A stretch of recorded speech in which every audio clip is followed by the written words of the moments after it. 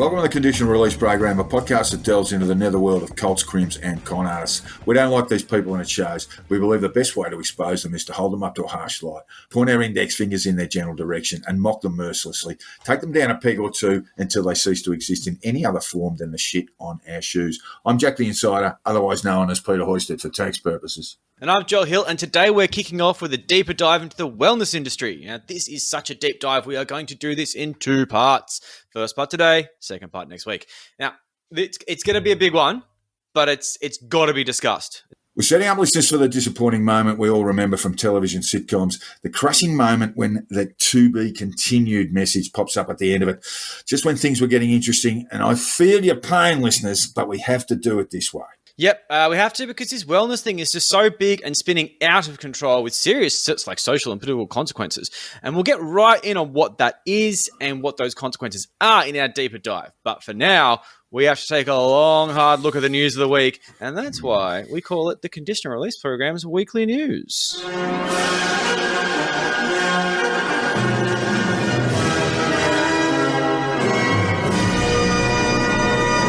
Well, in big news this week, the WA state election result. Wow. Ouch. Yes, lots of ouch, and wow. ABC psephologist Anthony Green called the election for Mark McGowan's Labor 43 minutes after the polls had closed, with just 0.07% of the vote counted. The WA Liberal Party can share an Uber to work and can caucus in a phone box. Reduced to just 2 seats, maybe 3, maybe not. 52 to Labor and 4 to the National Party, which is in WA, a genuine country party, genuine regional party, not in coalition with the Liberals. And they actually make much of the fact that they are not Liberals. So quite separate, and they will be the new opposition. For the Liberals, it's a game of rock, paper, scissors to determine the leadership, or maybe just heads or tails. Labor. Yeah, that's it. Yeah. Who draws the shortest straw, really? Who's closest to the office? Who wants their political aspirations to be extinguished as quickly as possible? Anyone? Anyone tired of this political gambit? Anyone? Yes, we'll get to Zach shortly. But Labor got 58% of the primary vote. 58%. It's the biggest blowout. I can't recall a primary vote that high, and I went looking back to quite a few state elections. Got to 2011. A genuine Seth will probably tell us, but 2011 was where Barry O'Farrell was swept of power in New South Wales, and he got 51.5 of the primary vote. That was a crushing victory too, but 58, nothing. Yeah. We've seen nothing like this, certainly not in recent times. Labor has total control in both houses. It didn't before this election. It did not have a majority in the Legislative Council, the upper house. And now it's looking like getting 21 to 22 seats in the 36-seat Legislative Council. And there really are some other strange things. In Dalkeith, in Peppermint Grove, Perth's Millionaire Rows, these people have voted for Labor, for McGowan for the very first time, for McGowan Labor for the very first time. And I guess there's all sorts of reasons for this. We're obviously being told that, the management of the pandemic is one thing, and no doubt that's true. There's a general view that McGowan had handled the pandemic well. The internal lockdown, the lockdown of cities and regional centres didn't last long in Western Australia. And then, Of course, the borders went up and remained up for a long time. And, of course, Western Australians absolutely loved it. And, of course, they just love the very idea. It's like the mini secession. Look, if McGowan is in any trouble in the future, and that doesn't look possible, by the way, but he might have to play the secession card just to get that up. But he's got really nothing to worry about at the moment.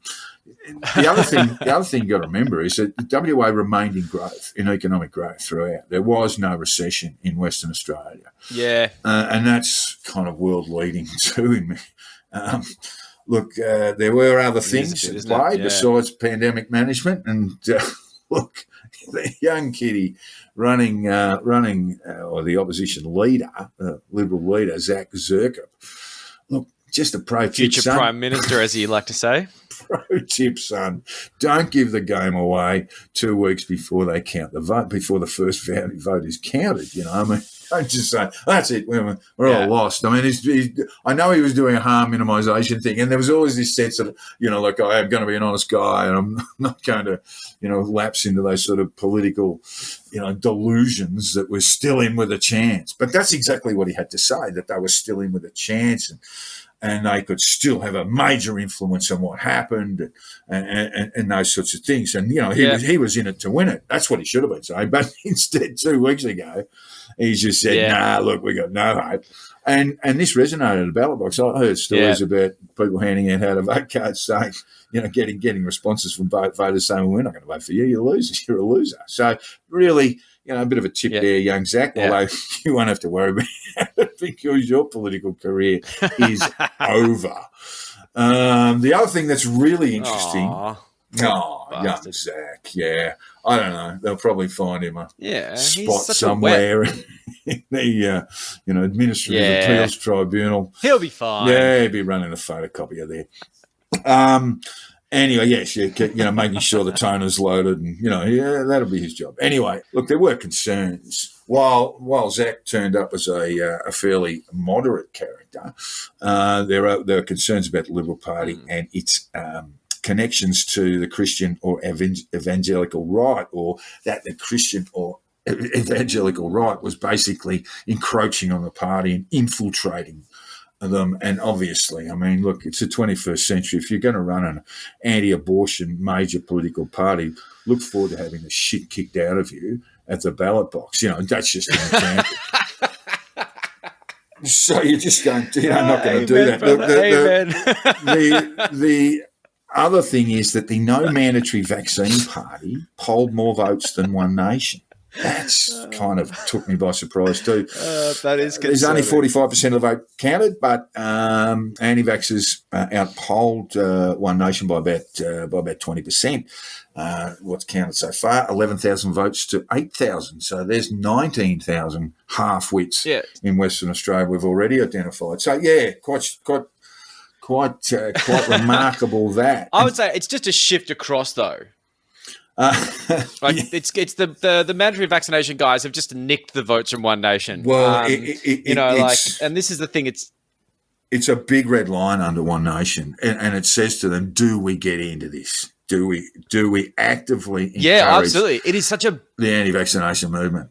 It's a red rag. Yeah, it's a big step for them. It's absolutely an invitation to court these assholes. Yeah, look, it's one of those things where if they don't do it now, they'll be too late to do it later. So I think I've thought this for a while, though. You know, I've said on record that One Nation's going to pander to these guys, and I think this is going to be an indication saying, do it now, or maybe just stop being a party. Yeah. And speaking of minor parties, we're going to go for the lunatic fringe. You know? Oh, well, here we are. We have hit the fringe. We have some news on the party of Pete Evans, the Great Australian Party. What a great name. It's a great name because Australia's great, right? We have talked about the party that invited Pete Evans to the Senate in previous episodes. They've invited him, you know, sent him a card and everything. The Great Australian Party, GOP, was founded by Rodney Culleton, previously elected to the Senate under the One Nation banner, but determined by the High Court to have been ineligible at the time of the 2013 election, as he was under conviction for larceny, and subsequently was rendered bankrupt by one of his creditors to whom he owed more than $200,000. This is Australia's sovereign citizen party. They have big numbers in WA, particularly in the southwest of the state, the wheat belt, where sov sits make a lot of noise. Interestingly, they chose not to run candidates in the state election in WA on Saturday. Now, it is interesting, Joel.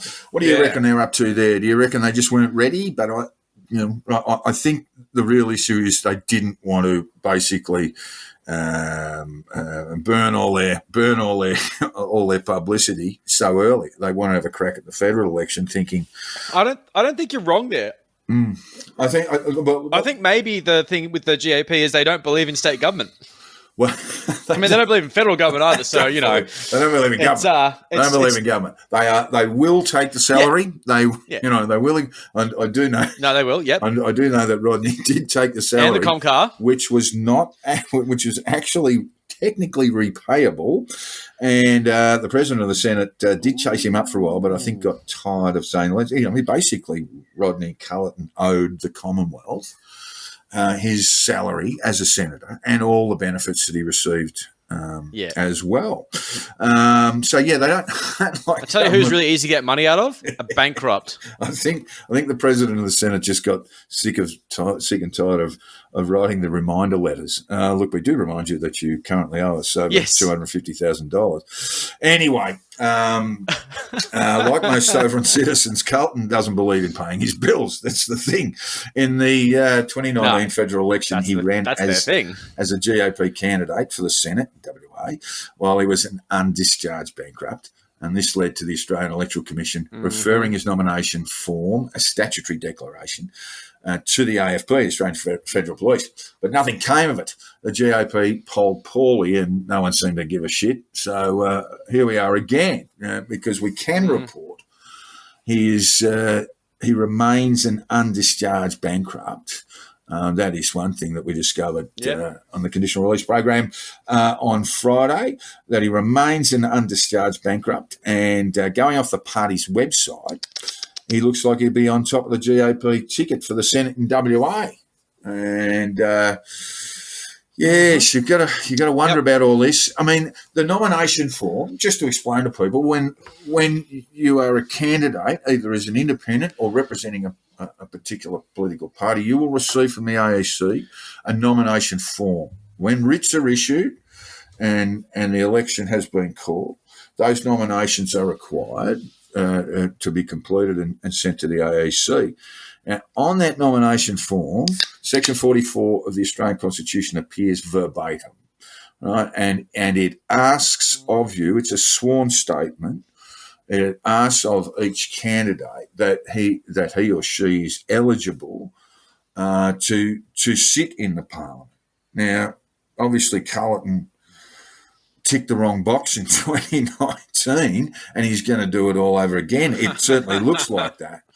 And that's the problem we've got. You know, the AEC didn't get in trouble the first time. The AEC cops the blame, but they're not a policing body. They can only refer, and they did refer in 2019. The AFP decided it was a little moment, and that's because our electoral laws are really, really weak, and that's why that's basically the way the major parties want them, so they can suck up and get some preferences for some of these parties, and not so much the Great Australian Party, I doubt. Labor or the Libs will be offering them too much, but that's the way it goes. And you often have, it's one of those things that's almost ignored. But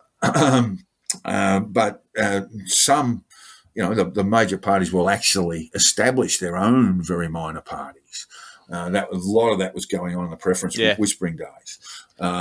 Still a little bit going on. They fucking love shenanigans. Yeah, so we've got... That's so telling when, there'll be some sort of horrific thing that happens and the major parties, like when the Liberals had those, purple signs in Chinese saying, you must vote Liberal sort of thing, whatever what that was. It was fucking awful. And Labor's just like, oh, it's okay.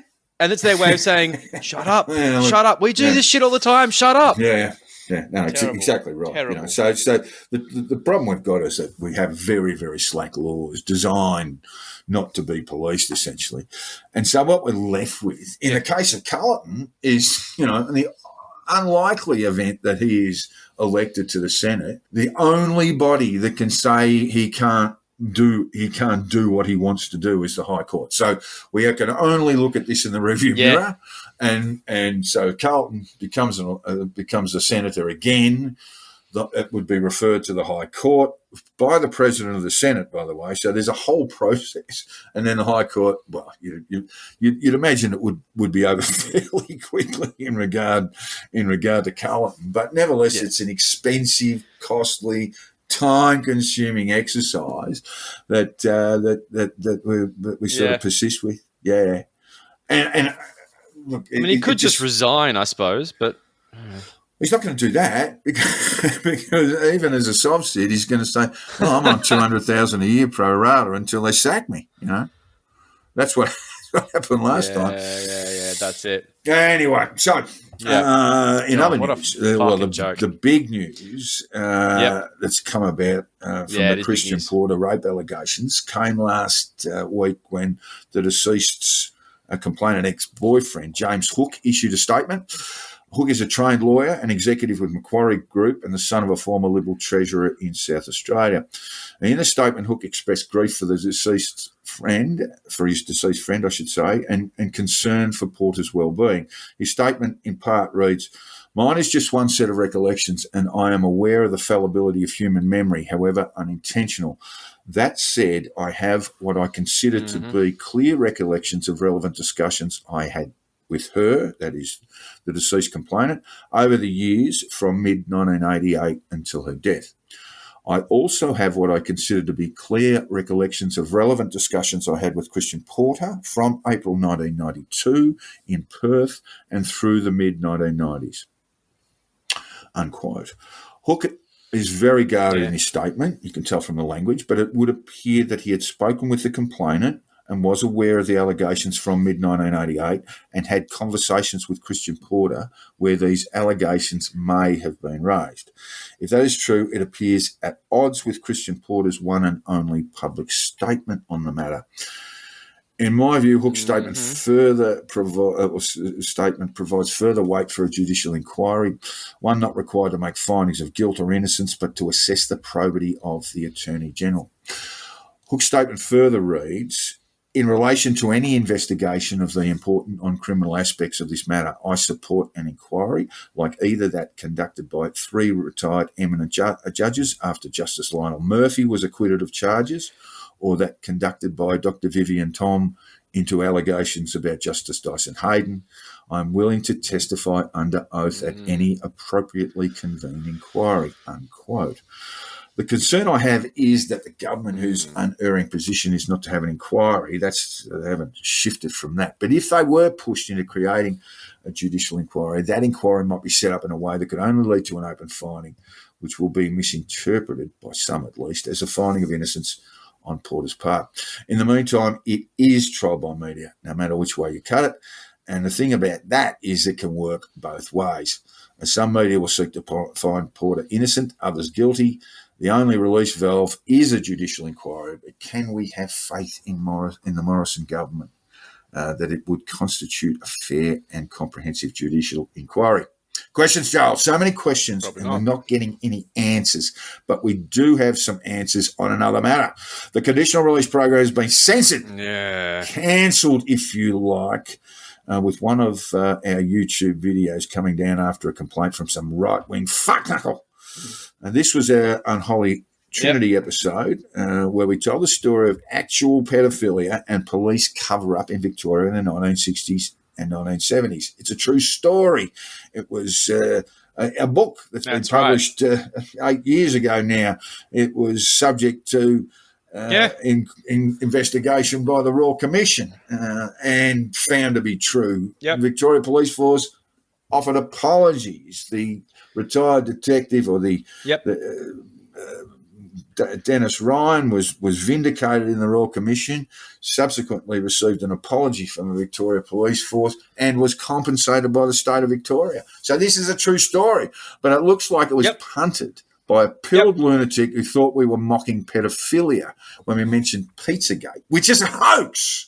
We told a true story. Complete fucking fabrication. And in the context of it, we referred to a known hoax. Either that or they really liked the way Victoria Police handled the situation in Ballarat. We don't really know. Fuck's sake, Joel, what is going on here? Yes, you can just imagine that. Yeah, look, it is a bit ridiculous. I like the idea of like someone listening to it and going, "Oh, this is a witch hunt. The cops were well within their purview. The Catholic Church were just doing their jobs." Some of the offences that were described in that book was subject to civil and criminal proceedings subsequent and found to be true. Yeah. Anyway. Yeah. And they're fucking awful. And this is the thing that's ridiculous about the idea of cancel culture and making it out this like ridiculous left-wing issue where like, you know, the right are victims, the left are the aggressors. We're all a bunch of book-burning librarians or some shit. Like, it's just this weird idea. And look, let's face it. At the end of the day, there's the left and the right. They're both clicking the report button. Yeah. And cancel culture on a scale that we're observing is not as much about a left or right ideological issue as it is about economic fucking rationalism. Well, I don't even go. I actually ridiculous. put it down to basic human misery. The people who simply cannot allow views and opinions and information to be presented in a way that they don't accept and are therefore offended by and then seek to have it removed. So it is age of censorship stuff, but don't think for a moment that it belongs to the left or the right. It is something that works across the board. It is a basic human failure. This is a bipartisan effort of fuckery. So basically, to give an idea of what actually happened here, we apparently fell astray of YouTube's harassment, threat, and cyberbullying policy. Jesus Christ. And like, honestly, this is just ridiculous. The actual policy states that content that threatens individuals is not allowed on YouTube. We also don't allow content that targets an individual with prolonged or malicious insults based on intrinsic attributes.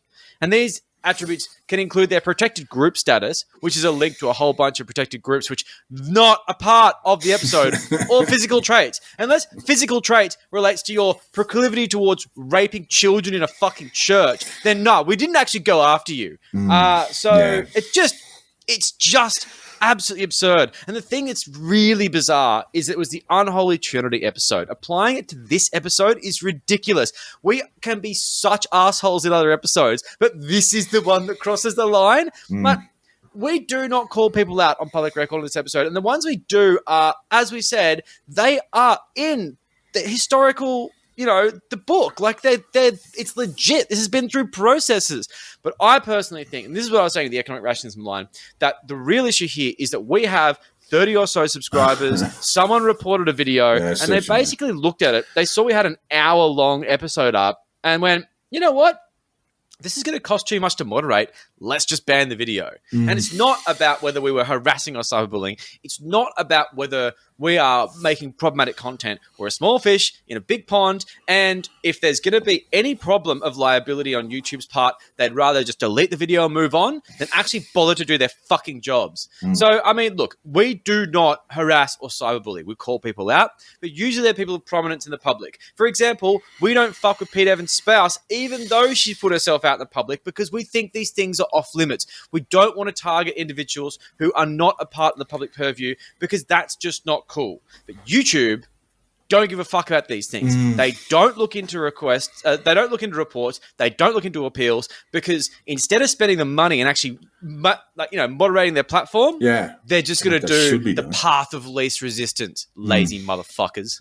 Yeah, look, I don't want to make this sound like a complete whinge from us. I mean, but the real issue for me is that what's happened here is just something that is actually truthful and honest and an historical account of a terrible episode in Victorian social history has just been pushed aside by a fuckwit liar. I mean, so basically the disinformation won. That's what bothers me. Yep, 100%. That really pisses me off. And the thing that's really funny is, like, a lot of our other episodes, while not being cyberbullying or harassment, I wouldn't have so much of an issue with it, because we can be a bit spicy. We can be a bit acerbic. Yeah, absolutely. But not this one. Yeah. This is our most noble episode. This is the one moment where we went and we did something that's actually worth fucking doing, as opposed to speculating about fucking kids in tunnels and shit. And they bloody ban it. Yeah. So, get fucked. Look, left, right, fuck them all, Joel. It's time to get well. We need to get well, and that's why so many of us are drawn to the wellness industry. All they want to do is make us well. And what could possibly go wrong there, Joel? And we're about to find out, because you're going to tell us, Joel. You are a man earmarked for hippiedom as a child, and thank God you broke free of it. But you know these people. You smelled them. You've licked them. you've sat down and broken activated almonds with them. Guilty as You charged. can tell us all about them. Why it's all a grift and very often dangerous, while I try and splutter out why I fucking hate them so much in our deeper dive.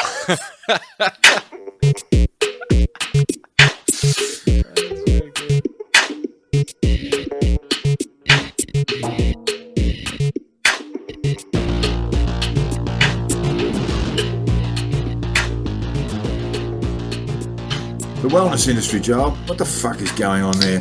Why are we seeing people who were tediously promoting weirdo diets a few years ago have now got the 500-yard stare of the dangerously pilled Colster? Yeah, it is a little bit like that. One of the things that's truly boggled my mind over the past year and a bit is the bizarre crossover with the New Age and wellness communities and the Q-Anon conspiracy universe and sort of wider misinformation galaxy. It's often known as conspirituality, which is this sort of right-wing lunacy that has invaded spaces like yoga, fitness, and health, especially on the more vapid of the social media platforms like Instagram and TikTok, where everything's about image and lots of really soft appeals to conspiratorial thinking. Now, I come from a New Agey background.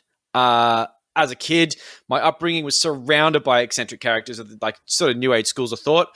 We used to discuss conspiracy theories and alternate approaches to health all the time. Total matter of course. I grew up with a fairly healthy skepticism toward big pharma and conventional medicine, multinational companies, government in general. And I still hold a lot of these beliefs today, and for fairly good reason. For-profit healthcare can turn seriously Leave big bad. pharma alone, Joel. Jesus Christ. I know. Thalidomide, Vioxx. Come on. They fuck up sometimes, and it's naughty because it's that thing of if you've got something and you want to make money out of it, maybe you don't need to be too careful about it. And I know, and we've spoken about this before, they do miracles. Yeah. Thalidomide, Vioxx, Some of the suits can be a little bit silly. Now, this can be a bit of an unpopular opinion in a lot of spaces because it becomes a polarized issue. You either love big pharma or you hate big pharma. I sit in the middle. But I do think there is a space for alternative health options. I think people piss on homeopathics too much. And I believe that there are holistic approaches to health, just like fucking Pete Evans does say, including a good diet and exercise, which are far better options than just perpetually medicating conditions that arise from things like food allergies and shit lifestyle. Most medicos would support that too. I mean, that's true. Most medicos would support all that stuff too. Yeah, no, you would say so as well. But it's just one of those things where it feels like just being healthy seems like a bit of a no-brainer, and then going from there. But it's common knowledge. Yeah, and that's the backstory. But here's the catch.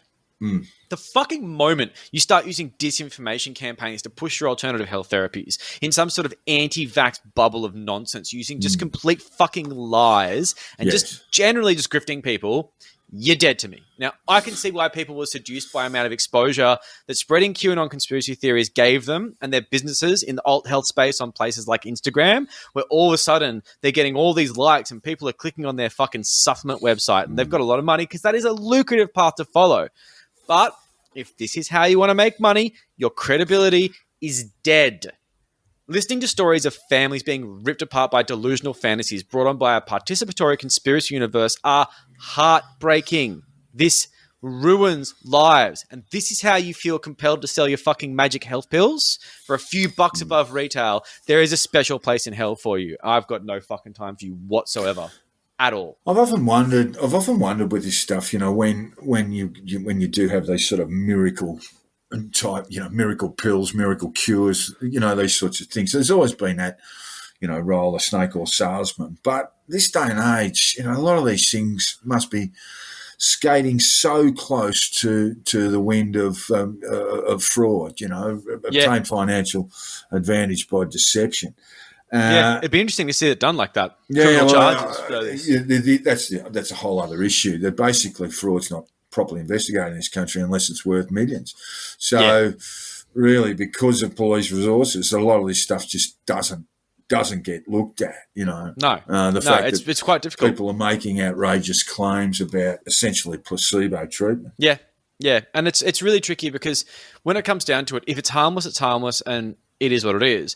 But when you make these crazy claims, you're skating too close. You're skating way too close. And look, while I get the mistrust of big pharma, and wellness types have always had this idea that big pharma should be seen at through, a bit of a squint. there's a huge fucking difference between this idea that pharmaceutical companies within a capitalist realm can play silly buggers to increase stock value, and believing batshit theories about fucking Dan Andrews keeping kids in tunnels underneath Melbourne. Or, of course, they fucking go to soft shit. That Australia's a fucking corporation and you could talk your way out of speeding fines with pseudo-legal gibberish. Like, where'd that come from? That's left field. And we've just seen this change over 5, almost 10 years ago. You know, basically you've got a wellness industry that sort of offered weird diets and so forth, you know, with various health claims attached, to now sort of full cult bizarre behaviour. And I think, you know, I think basically, yes, we've seen a lot of these sort of influencers, senior influencers, like people like Pete Evans, actually, who have driven this, but they're not at the top of the hierarchy. It doesn't feel like it. No, it certainly doesn't. You know, this is almost a psyop. You know, that this is basically a method of brainwashing people. Feels like it. And the work is sort of half done because these people are, you know, people in the wellness industry are sort of willing skeptics, you know. And they're just riding the coattails of what could be a effort to destabilise trust in Western institutions by malicious actors using the internet to essentially stage a giant psyop to, you know, pursue, you know, government ends. All for profit. All for profit in some form or other, either it's an economic one or a political one. Look, we're being conspiratorial here, but you know. Look, back in the day, I mean, I know friends who, you know, started doing yoga, and then, you know, 2 years later they're wandering off to Indian ashrams, and handing over a fair bit of dough when they go. So this is a fairly common thing, but yoga's even gone crazier since then. Yeah, yoga's gone batshit. Like, the Conspirituality podcast really covers this really well because those guys are really in that sort of vibe. But yoga's always had these cult-like vibes with these ashrams you're saying. You know, like, they go there and they sign off their estate to these lunatic fucking yogis and shaman. All these gronks will do this sort of thing. My mum did the same sort of thing in India, but luckily she didn't, you know, give all of them, well, whatever she had at the time. Not a lot. But, like, essentially, this is this thing. Like, you've got these yoga spaces online. They heavily valorize attractive leaders in the field. And this is the kind of thing that's really, like, makes them quite vulnerable to an attractive grifter who will just come and say the right thing and, you know, open the door or open the wallet. But seeking enlightenment from a con man is something we're all used to. People have been doing it for years. It's totally a part of the yoga canon, and it's fine. I don't know. Fine. Do your thing. If you want to sign off your kid's inheritance to some whack job in fuck India, all power to you. But then you see these people sharing memes about trans people not being valid and whinging about, like, right-wing tropes like cancel culture, like as if it's almost like they're not even sharing it, thinking about it. They're just in this space. How do people in yoga wind up in this space? Basically, at the pointy end of right-wing politics, at the real extreme end of right-wing politics. It's like it's really in the jungle. And, like, I just find it really difficult, the idea that you could be a yoga teacher who's not pilled and having to dodge lunatics at class. You know, they're coming in and they're wearing giant T-shirts saying, like, you know, I'll get a vaccine over my dead body and things like that. And you've just got to learn how to avoid conversations about Bill Gates. It's like almost like they should be a module at yoga teacher school, which is like avoiding conversations about pilled nonsense. And, like, you know, so if you've got pilled people in your class, here is how you deal with them. Because otherwise, like, you know, you're a pariah for not being a fucking lunatic. Yeah. I just think it's nuts. And look, I've got no issue with yoga. I think yoga is really like a positive discipline. I think it can be really impressive when you see someone like just casually stretch their fucking leg over their head. Look, at face value, it's a very good way of maintaining flexibility and fitness in the body. Mindfulness as well. You can go in there and lose yourself for an hour in the class. It's great. Well, there's all sorts of benefits to this thing. So we're not anti-yoga, but basically what we've seen in the last few years is that if you go to a yoga class, you may well be in the contact of people who've got some very strange views, straight out cult views of the world. Yeah, which is this cycle of the internet feeding reality as well. Yeah. You know, and this is the thing that's like just like bizarre because it seems like yoga is being weaponized for political gain.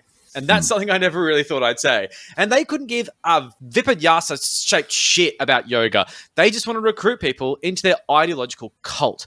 And when they get them there, they either sell them things or they just use them for political sway for things like, for example, sovereign citizen movements, where they get all these fucking wellness kids to send letters to Parliament saying, I do not consent to your laws, using all this alternate fucking constitutional language. I mean, they didn't find that on their own. They were directed to it. Yeah, look, that's absolutely right. So you do have this almost a conflict in ideologies, but that's where it's happening. And it's all based around that these people are not into authority figures. They are mistrustful of government. And that's a starting point. That's a starting point. If you're flogging Nazism, or if you're flogging the soft sit movement, these people become easily pilled. And this is why these people are always going to be steadfast against whatever G is coming to a phone near you. And they've been convinced that mobiles will kill us all since they first came out.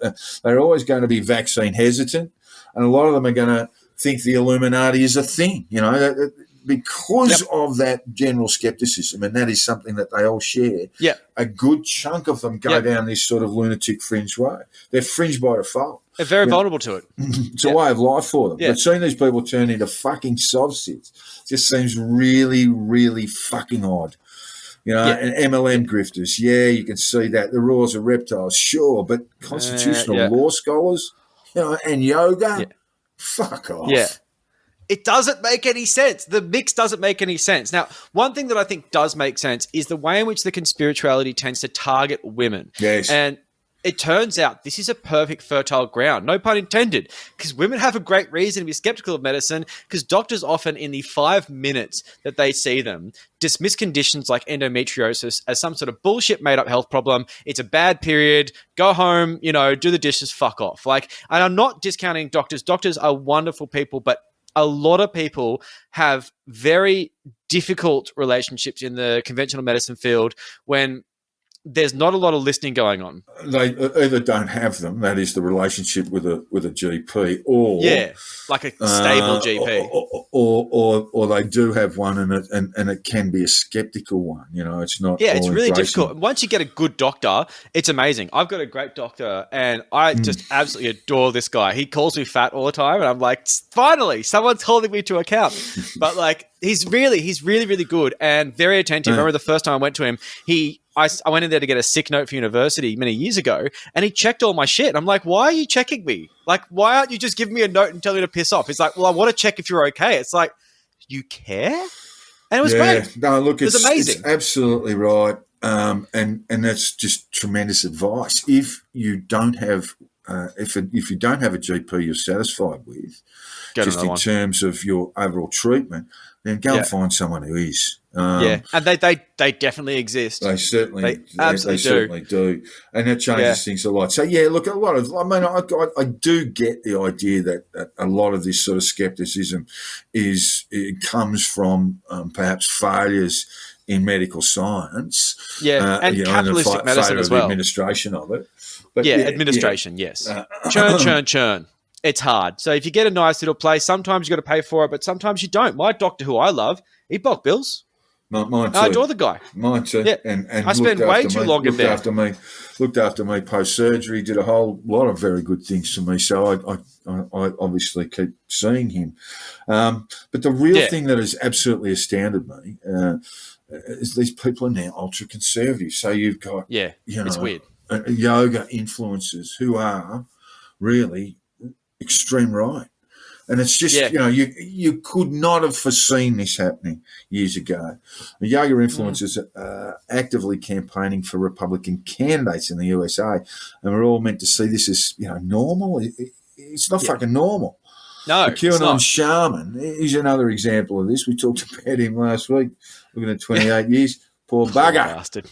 Fuck him. Anyway, staunch Republican. Love your mum. Why would he be a staunch Republican?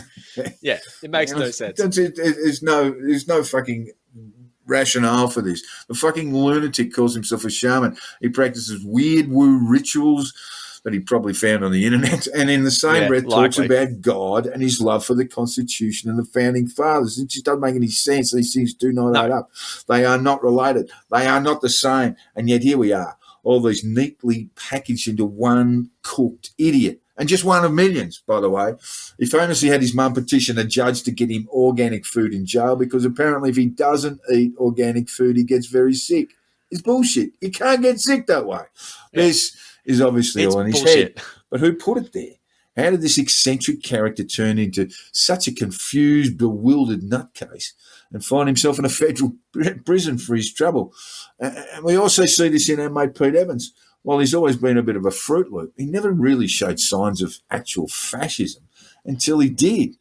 But he isn't starting the trend on this. He's just following it. Yeah, he just shares shit. I mean, like old Pete, he's not a thought leader. No. A lot of the stuff that he posts online are direct shares with no commentary. He started commenting more, but this is the thing. The trend he's following is this insidious one that has seen people expressing horrific transphobic views on a post that then signs off with some bullshit fucking platitude like love and light or namaste. Peace and love. Peace. Yeah. You don't get to say that after demonizing someone. You just can't do that. You know, well, it's like they do it all the time. They do. It's disgusting. It's almost just sort of passive-aggressive thing where they just spout out a sentence of hatred and then go, peace and love, everybody. I mean, it's just fucking like crazy. You call a trans woman a freak, or you insinuate that, like, you know, Michelle Obama has a dick, and then all of a sudden you're like, oh, but we love everyone. Well, you don't love her. Love you guys. Yeah, you fucking lunatic. So look, that sort of shit just absolutely drives me up the wall. If you are going to be intolerant, I'm sorry, you don't get love and light anymore. That's out. We don't say love and light at the end of our fucking podcast after railing on people for an hour. Like, you know, we have no love. We engage in professional cynicism and we're fucking honest about it. Like, you know, we're not here to bullshit you and make you think that we're going to give you a big hug. This podcast is often an hour-long punch in the face, but, like, we're not going to dress it up in pink clothing. I mean, for fuck's sake. Yeah. It's very frustrating. It's very frustrating. Very frustrating indeed. Yeah. It's well, look, wellness types, this is the other thing, you know, have priced people on low incomes out of the cult. I mean, people on low incomes aren't susceptible now because, unless they've got a lot of disposable income, that is, they're out of the market. You know. Yeah. You rarely see a overhyped supplement spruiked by some new age grifter and say, "Gee, he's charging a reasonable price there. It's a bargain. Yep, that's reasonable. Green smoothies only really work if they're expensive. The meat better be organic. You know, $50 a kilo for chicken breasts, or you're doomed to be riddled with cancerous growths. I mean, where does this? What place? What fucking planet in the fucking solar system, or indeed the fucking known universe, does this kind of shit make sense? And the thing that really shits me with this is there's this weird thing, and this is something that gives a little bit of resonance to the idea of these guys in this sort of conspirituality sense of being Republicans, of being the right wing, is that if you don't have the money to buy $50 kilo chicken breast, and we pulled that figure out of our asses, but, you know, expensive produce of the highest organic order, then it's almost like you deserve the cancerous growths. You know, you brought this upon yourself. You know, we gave you the way forward, and you didn't listen to us, you know? Yeah. And Pete Evans is accused regularly of doing this. You know, like, why can't you spend this money on food?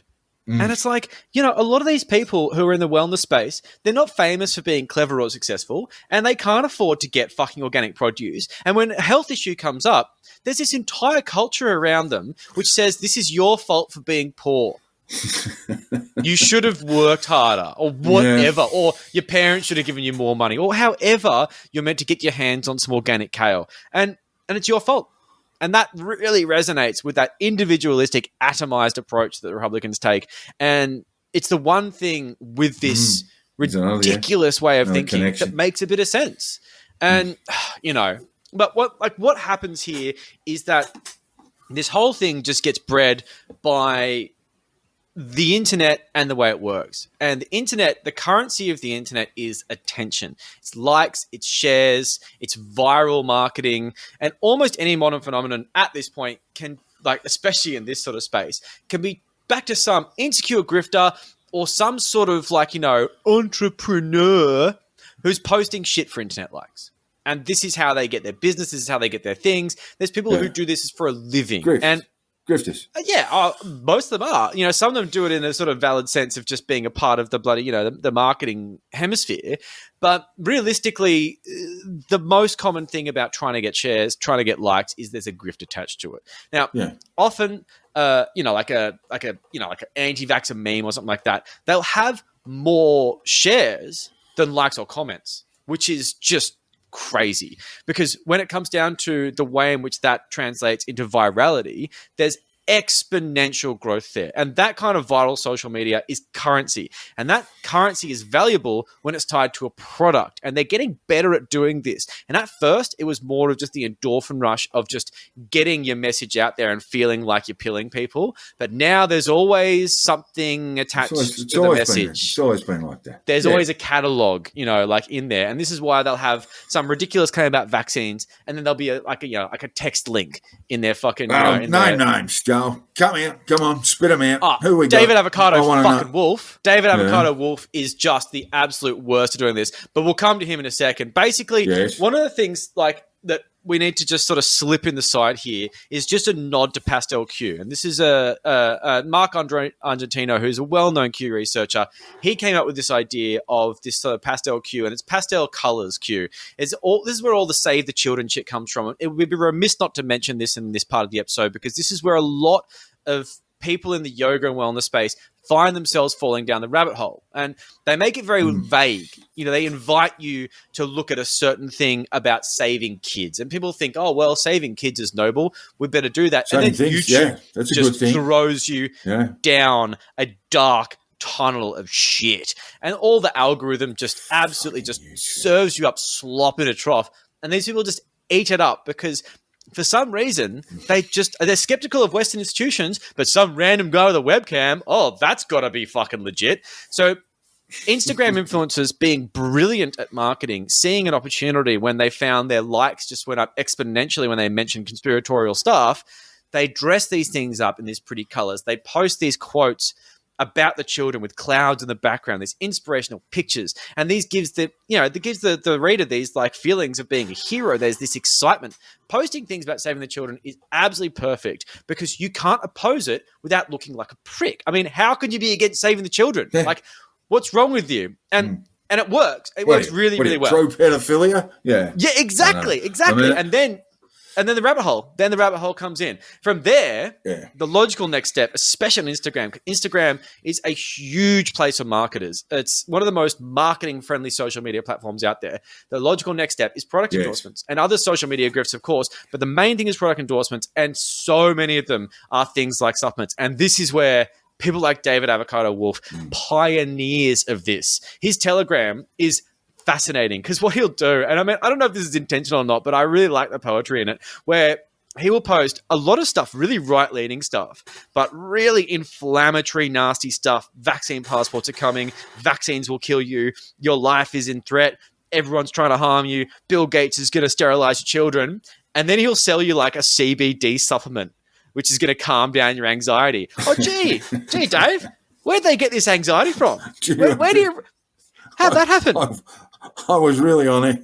I was really on edge there, Dave. But these $50 a pill fucking treatments have made me feel a lot calmer.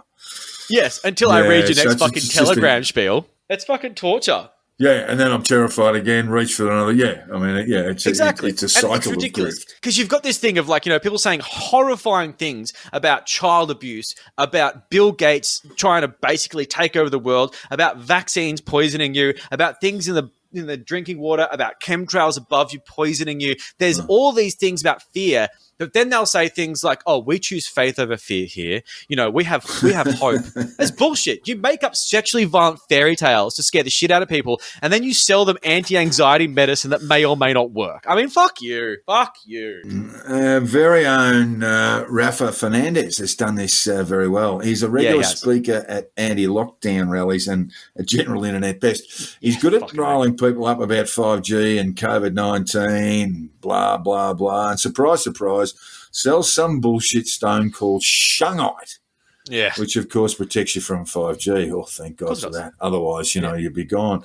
So it works, though, because 5G isn't harmful.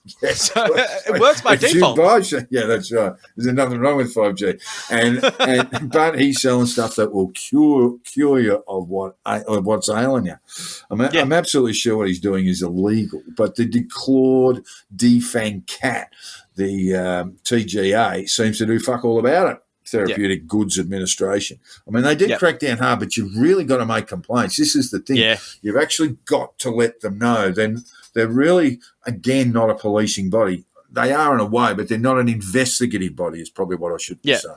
And so like Pete Evans' biocharger fine was as much as he'd made on the biocharger. He broke even on the fine. Yeah, look, I understand it, but at the same time, the reason the TGA acted is because they became aware of it, and they became aware need to be of reported upon. Yeah. So where you do have, don't be frightened of contacting the TGA and making a complaint where these things occur. Yeah, that's actually really good advice. Like I tell you what, TGA, anyone from the TGA is listening, give me a call. I'll provide you with whatever you want to fucking know. I will do that absolutely free of charge, just for the love of it. Yes, look, the TGA is basically it's their own FDA, if you like. Yes, as such, and they're quite harsh too.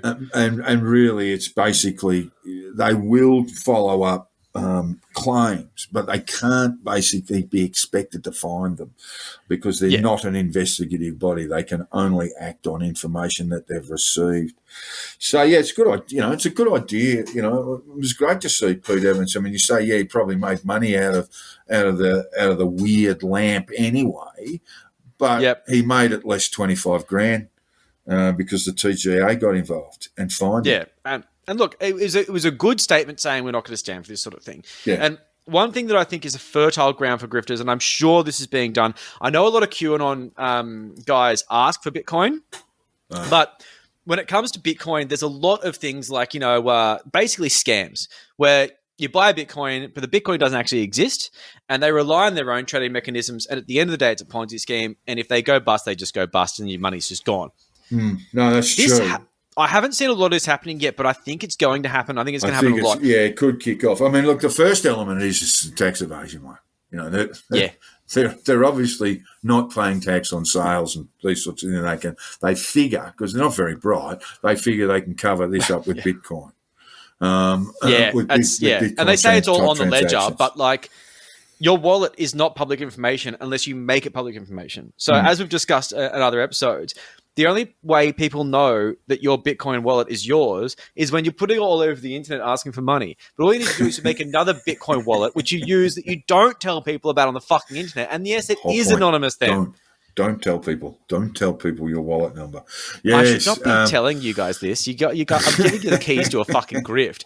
But like, this is the thing I think will be the next thing to look at, which is going to be, because JP Sears, just the most unfunny shit comedian. Well, it's an investment mechanism. So JP Sears and Pete Evans both spruik Bitcoin in a really big way. It's a political statement against fiat currency. Pete's still learning what that is. But essentially, it appreciates in value. It's a political statement against the government. And it's also one of those things where you can discuss yet another anti-establishment thing and have people look into it. It's got that sort of searchability. It's got that hotness. That's all that benefit, of course. But it's fundamentally about making the money black straight away. Yeah. And a lot of Pete's supporters have been saying that. And he recently had a Telegram post saying, I think you've got the wrong idea about Bitcoin. And it's like, well, actually, no. All that, child trafficking you say you don't like, Bitcoin. Champion. It's all underpinned by Bitcoin. There's tons of cash. Obviously, there's still lots of US dollars involved and things like that. But the thing that makes selling kiddie porn real easy, Bitcoin. That's what makes exactly right. That's what makes it exactly right. Because the kiddie fiddling world go around. It's the currency of the black market, and that's right. So these people are just jumping on that, and that's the whole idea. An eye-opening example of how extensive the far-right influence goes into these communities was the way in which doTERRA backflipped on their Pete Evans exile. When Evans was shown to have neo-Nazi leanings, brands ran for the hills to get away from his toxic fascist image. And most brands were applauded for this. But doTERRA learned a lesson that day. Their selling ranks are full of people who are suddenly okay with neo-Nazis. Mm-hmm. And while the American organisation would have seen getting rid of Pete as being a no-brainer, it turns out they had no idea that essential oils attracted the fucking hard right. It still perplexes me.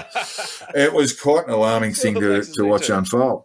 And we will look further into the way in which the hard right, including full-blown Nazis, have seen the wellness community as a fertile ground for new members. We'll have a look at that next week. See, the Nazi name has had a bit of a PR problem. Just a smidge. Particularly in the late 1940s. But it's never too late to rebrand, and that's what they're doing. Pastel Q and a surge in confusion in the wellness community has left a gaping vacuum of ideologies. Before you can say Jewish globalists, you've got yourself a few choice candidates for the new face of neo-Nazis who look relatively harmless, look relatively harmless. And look, they're just selling really diets, and she's a nice cook. And she's a really great yoga. She takes a great yoga class, I tell you. And she's pretty hot. Nazis. So tune into next week. We're going to have a real good crack at that. We'll name names. We'll name Nazi names. Tune into that next week, and we'll have a look how that's all playing out. But in the meantime... Yep, if there's one person that could do with a little bit more wellness, it's Eric Trump. He's not well. He's a good-looking boy. Good-looking boy, yeah. But he's plagued with health issues. It seems his almonds, far from being activated, may well be coated in some kind of mysterious poison. Often showing a faint sprinkle of mysterious dust after his dad walks past his feeding bowl. Has the Don been putting some Novichok flakes in Eric's almond trough? We know he knows a few Russians. It's hard to say. But it would explain a lot. We can't say for sure. We can't say for sure. No, it's libelous. So.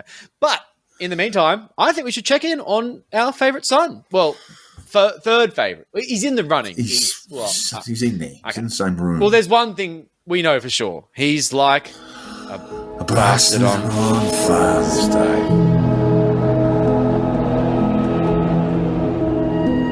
Been a mixed week for Eric Trump this week, Joel. A time of reflection for Eric. A time to look back and make some sense of things before looking forward and then looking up and then down, before twirling around and around and around, having to sit down before he vomits all over his trousers again. Eric Trump has not been idle, Joel. I can report Eric, who is not just the idiot fail son of the Trump empire, and not only is he a good-looking boy and sufferer of more exotic skin conditions per square inch of skin than anyone in medical history, with the possible exception of that kid from Honduras who was born with his guts on the outside of his body. Eric Trump, good-looking boy, is now Eric Trump, consumer advocate. Earlier in the week, Eric Trump, who buys his own petrol. He doesn't need to pay someone to do it for him, not like his dad. Love you, Dad! Who pays Donnie Jr. $4 an hour to do his shopping and deal with the blacks. Eric loves the smell of petrol, Joel. The Americans call it gas, of course. Anyway, Eric was down at the survey with a couple of plastic bags, only to check the price, which he tweeted up as $5.99 a gallon. That's a lot. A gallon is a lot for Eric. He normally only buys gas in baggies. But it's bloody dear, and he let everyone know about it on Twitter when he tweeted, "Gas prices going through the roof. Thanks, Joe Biden." But unfortunately for Eric, he hadn't noticed what he took a pic of was actually the aviation fuel bowser, Avgas. And long story short, quite a lot of it got up his nose and in his ears. Eric started running around with his arms extended saying, "Whee, I'm an aeroplane." But he had to stop that, lest his body temperature rise and he glowed orange and burst into flame. No.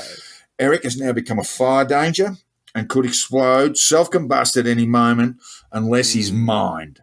Unless we're able to get a drill team down there, drill to about 1.5 feet, I reckon, and suck the noxious gases straight out of him, store it and sell to the Chinese.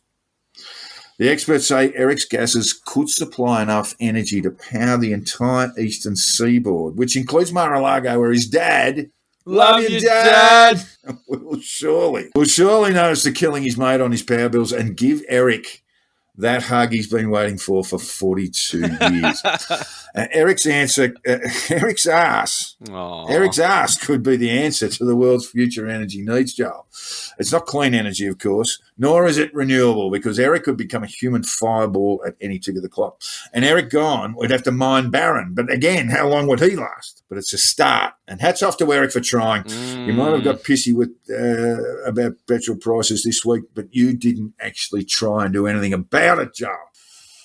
But we can't worry about that now. We can't bother ourselves with the fact that Eric Trump could burst into flame and be incinerated, leaving nothing more than a small, oily smudge on the cement for a corpse. We can't worry about that because it is time to huddle around the crystal set excitedly, because we've looked at the clock and we know it's time for this. It's the week in Pete Evans.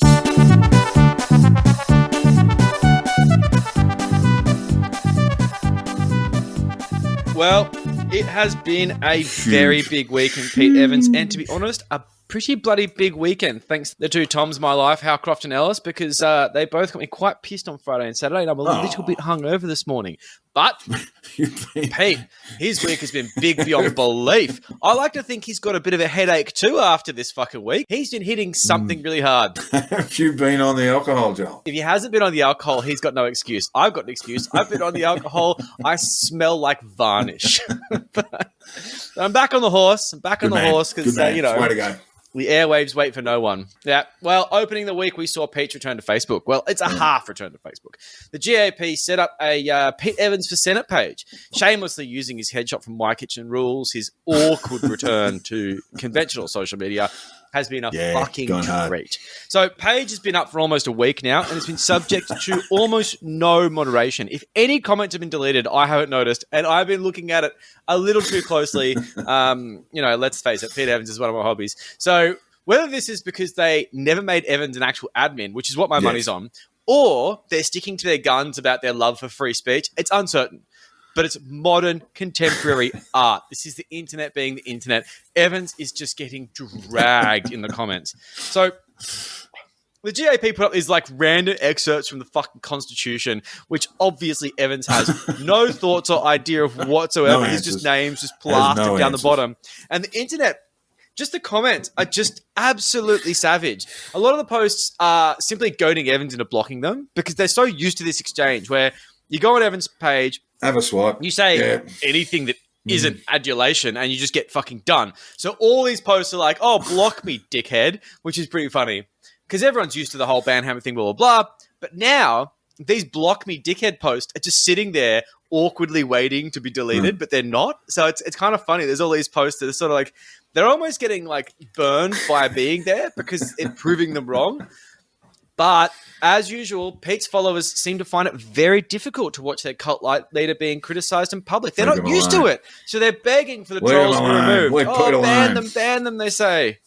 Yeah, exactly. Yeah, they really they love daddy. So this, of course, results in them just being brutally mocked for being like free speech warriors that want everyone that they don't disagree with to be blocked and banned from the internet. And it just ends up being this real mess, but like a quite a funny and poetic mess.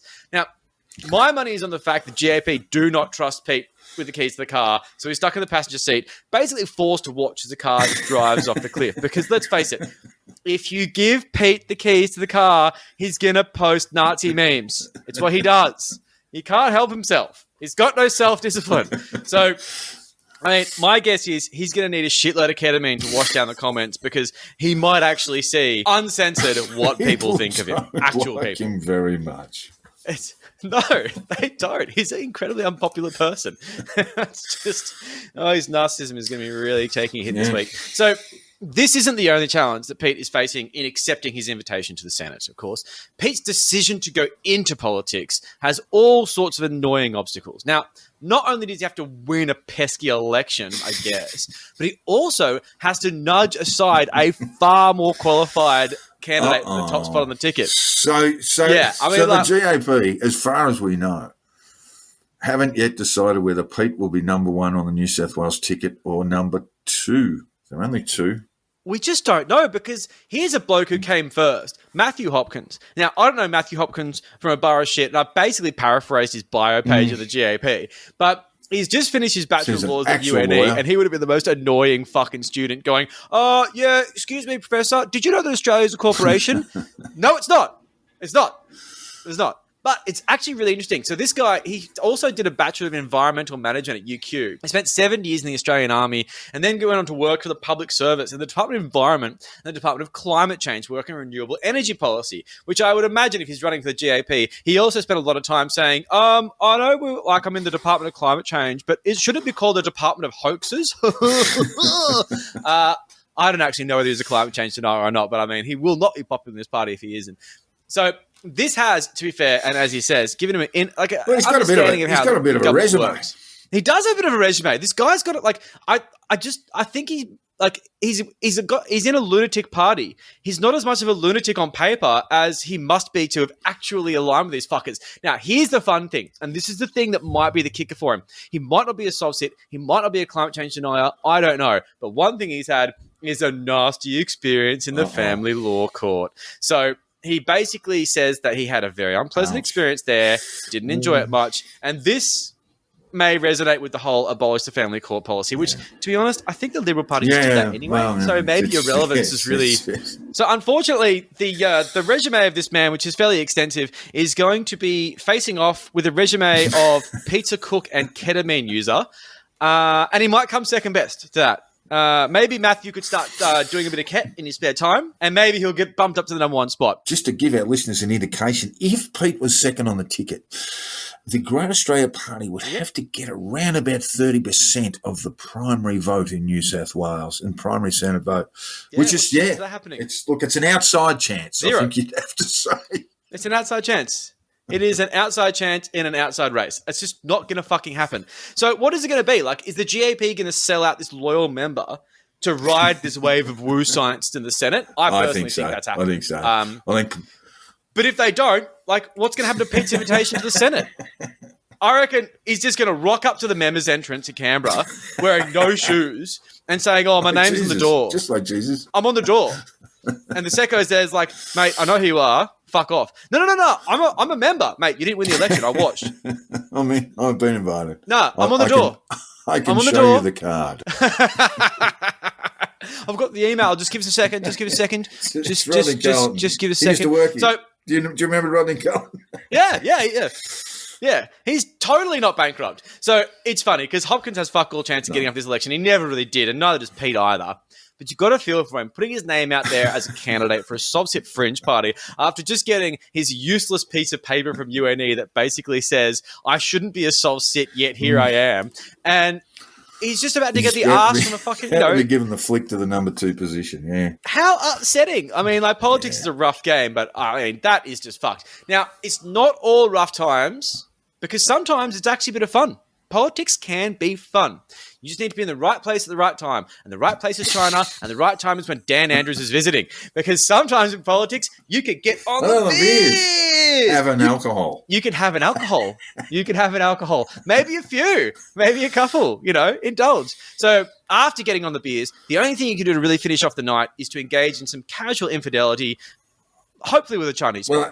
Now, thanks, as usual, to @CamLives here, who is a fucking Evans whisperer on Twitter for digging up this horrific soundbite. I can't imagine how many hours of shit you had to sit through. Sorry for Cam. Thank you for it. Thank you for your hard work, Cam. There's some other great stuff there that he hasn't brought up because he's really good at curating the thing. I tell you what, I'd be posting it all. I'm a glutton. But it would seem that Pete has graduated from the school of someone told me or I invite you to look at and just gone straight to baseless defamatory claims. It's just, I think he needs a bit of a lesson on that. We'll see how that goes. He's made... Very soon. Somewhere or other. Yeah. In the Post, but making a direct accusation that American Democrat Congressman Eric Swalwell was rooting a Chinese spy and was therefore compromised. Now, Pete, hot tip, it's a suspected Chinese spy. Suspected. Like they say alleged, just here's a lesson for you. But it then goes on to say fairly awkwardly that Dan Andrews has likely done the same. Here's the quote. He likes to drink alcohol. He likes to get on the beers. I wonder what's happened in some of those trips over there when he's got on the beers or the alcohol in a foreign country without his family. Ooh. Now, casting aside how fucking awkward he says the alcohol, like you're some sort of librarian in the 1930s in those prohibition movements, you fucking mole. You just can't say that. Three alcohols, please, barkeep. 3 alcohols, please, with some ice in one of them. Just fucking fuck. So, luckily, Dan Andrews is probably a little bit more interested in learning how to walk again after his horrific fall than suing Evans for his evolved sanctuary money and, maybe a few bags of DMT. And obviously, this was always going to happen. But here's Pete's 2 cents on Dan's injuries. This is from his Telegram. To be clear, I do find this show quite entertaining at the moment. Popcorn emoji, clown emoji, heart emoji. How do you fucking mock someone that just fell over and had a spinal and then sign off with a heart? You just can't. You just can't use a heart there. You're not allowed. Terrible person. What a terrible person. Just what? I feel like I'm being gaslit and like I'm doing this to take the piss out of him, and I'm just like, my brain can't handle that. How that is love is just fucking beyond me. So yeah, mocking the injured is just a big old hug from Pete.